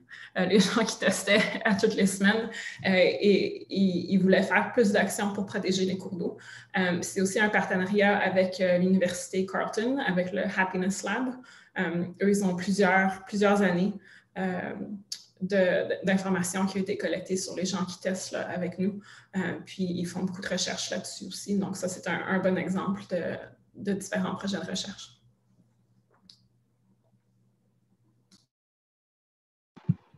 De notre côté, en fait, les données en général sont accessibles librement, là, mais en fait, c'est une chose qu'on regrette. Souvent, les données vont avoir été téléchargées et on ne sera même pas au courant nécessairement parce qu'on notre suivi n'était pas évident là-dessus, mais bientôt, toutes les données de l'ensemble des projets vont être poussées de façon récurrente sur GBIF, ou, mon Dieu, je ne connais pas l'acronyme en français, là, mais Global Biodiversity Information Facility. Donc, les gens, je sais que par le passé, il y avait des cours universitaires qui utilisaient les données pour faire un module sur l'écologie, la répartition des espèces et tout ça. Il y a des exemples comme ça. C'était utilisé dans certaines écoles aussi. Mais les partenariats précis, pour l'instant, avec certains groupes qui pourraient utiliser les données pour d'autres éléments, mais ça m'échappe, en fait. J'ai M. Yves Brun qui veut faire une intervention, puis après, je vais céder la parole à Mme Janie Houle. C'est un peu pour revenir sur votre question au sujet des partenariats. Puis, c'est sûr qu'on bénéficie énormément de l'expérience des gens. Donc, on a beaucoup appris, par exemple, des Water Rangers. Et puis, bon, il va y avoir une aide tangible. Mais aussi, je pense qu'on le voit aujourd'hui, il y a plein d'idées qui arrivent de ces discussions. Donc, je pense que c'est bien peut-être que ça existe, ça fait seulement 2 ans que je suis revenu au Canada, mais ce serait bien s'il y avait un regroupement de ces groupes de sciences participatives pour qu'on puisse apprendre les uns des autres. C'est sûr aussi pour la discussion qu'on vient d'avoir, c'est sûr qu'il y a plusieurs personnes qui pourraient bénéficier des résultats que nous, on va obtenir parce que les gens, même les localités, les municipalités, les services publics peuvent être intéressés de savoir dans quels environnements il y a plus de résistance aux antibiotiques, par exemple. Donc, c'est sûr que c'est un aspect auquel on n'avait pas énormément pensé, mais qu'il va falloir creuser un peu parce que c'est vrai qu'en plus d'être utile pour la connaissance, ça peut être utile pour des questions aussi de gestion et de précaution par rapport à certains environnements. Merci beaucoup. Je vais céder la parole à, Mme Janie Houle. D'abord, merci à tous les panélistes. J'ai trouvé ça vraiment fascinant, très intéressant, votre travail. Moi, je suis psychologue, alors je me demandais justement, les exemples qu'on a là de sciences participatives, c'est lié à la nature ou plus au côté environnemental, mais je me demandais si on pouvait imaginer de la science participative comme ça, mais pour mesurer plus des variables liées à l'humain ou au social ou quelque chose de plus proche de mes intérêts de psychologue. Mais là, avec Laura, vous m'avez déjà donné un peu un indice là, avec le Happiness Lab. Donc, je trouve ça fort intéressant. Je suis en train de me creuser la tête de savoir qu'est-ce qu'on pourrait demander aux citoyens d'observer, peut-être dans les comportements prosociaux de leurs voisins, d'assister à des, je ne sais pas trop quoi, pour essayer de documenter certaines variables plus de nature psychologique ou sociale. Là. Donc, c'était juste une réflexion comme ça que j'avais en vous écoutant aujourd'hui. Merci beaucoup, en tout cas. Merci. Je ne trouvais pas ma main virtuelle, mais je voulais dire à Mme Houle qu'on est ouvert à des collaborations avec vous, par titre d'exemple, particulièrement pour le projet le défi biodiversité. Cette année, on a investi beaucoup de ressources, là, ça allait dans le sens, là, mais pour que le défi des biodiversités fasse partie de la trousse des ressources humaines à la Ville de Montréal pour qu'on encourage tous les employés de la Ville à participer au défi 2 fois par semaine, au moins une vingtaine de minutes. Et la prémisse, nous, on veut documenter un peu ce que les gens voient, mais la prémisse initiale dans la trousse, c'est sortir en nature, profiter de la nature et si le cœur vous en dit, participer au défi. Voici comment faire, observer la nature autour de vous et tout ça. Puis la suite logique de ça par la suite, c'est de mesurer l'impact sur la santé, sur le bien-être des gens lorsqu'ils participent au défi à la Ville de Montréal. Donc, c'est sûr que dans l'année prochaine, on va être, à la fin de cette année, un questionnaire aux participants, tout ça. On l'avait fait avec nos 130 membres l'année passée là, sur e-naturaliste, puis la réponse était évidente. Là. Les gens qui font ça, puis c'est un sondage pas très scientifique, là. On se basait sur le pourcentage de réponses et tout ça, mais on voyait qu'il y avait vraiment un désir d'être dans le moment présent, d'être connecté avec la nature et tout ça là, qui habitait beaucoup les participants. On a vraiment des panélistes très humbles là, qui remettent en question leur projet à chaque étape du processus. Bibiana, je crois que tu avais une intervention à propos de... Non, c'était juste un questionnement, mais peut-être, je trouve ça intéressant, le projet avec la Ville de Montréal. C'est bien de les impliquer. C'est toujours mon questionnement quand on travaille avec des êtres humains, comment on pourrait le faire. Je n'ai pas la réponse, mais des fois, tu sais, il y a des certificats d'éthique à aller chercher. Donc, comment... En fait, mon questionnement, c'était, puis pour moi, je n'ai pas la... Comment ça pourrait s'opérer? Parce que là, on n'est pas nécessairement avec... je connais très peu les sciences qui ne sont pas humaines, là, mais je sais qu'avec les humains, il faut toujours passer via des certificats d'éthique. C'est ça. Bon, malheureusement, avant que l'autre Julie me regarde avec des gros yeux parce qu'on a trop de plaisir dans ce panel et qu'on... Et vous pouvez peut-être encore, je vois des mains levées, on peut prendre encore peut-être 3-4 minutes sur grappiller un peu sur la période de pause. Là. Ça ne me dérange pas, je vois des mains levées. Ouais. Bon, s'il y a des gens qui sont prêts à sacrifier leur pause café, moi, ça ne me dérange pas de continuer à prendre une question. Donc, j'ai vu qu'il y avait M. Belland qui avait la main levée. Oui, je crois qu'il y a Anouk qui était là avant moi, mais c'est rapide ce que je veux dire. Moi, je suis souvent connecté avec des organismes communautaires à travers la province, étant membre d'un regroupement national. Et puis, des marches dans la nature, c'est quelque chose qui est prescrit dans nos activités. Puis je vois qu'un lien pourrait être fait entre ces recherches-là et les différents organismes communautaires qui pourraient impliquer leurs membres à faire ces pratiques-là. Merci. Bon, on dit au FRQ qu'ils recevront peut-être une demande de subvention sous peu née de ce panel. Il y avait Mme Anouk Simard aussi qui avait une intervention. Oui, c'est juste un petit ajout là, à ce que Mme Hull a demandé. Là.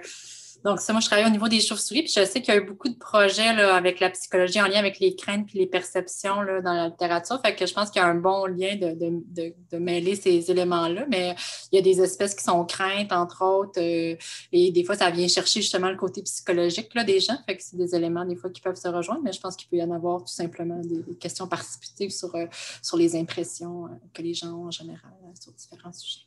Donc, c'était tout.